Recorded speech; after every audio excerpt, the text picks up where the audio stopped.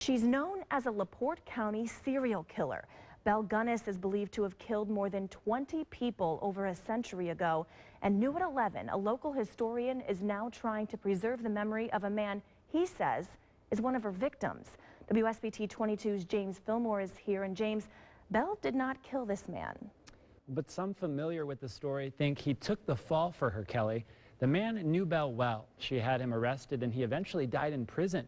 Now a local historian is stepping in to help years after his death.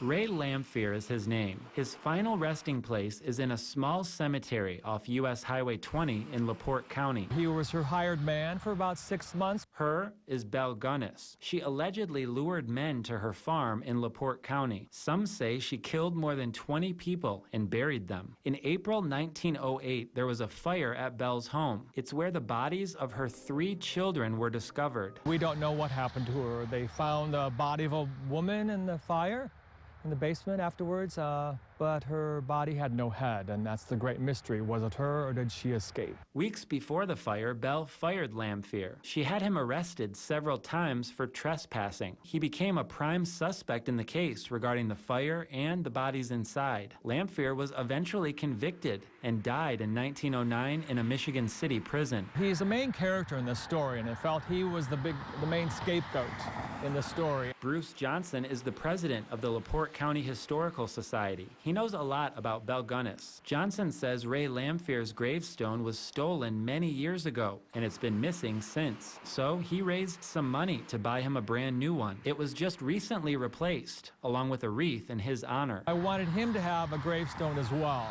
because I considered him as a victim as well, because she pinned this whole thing onto him.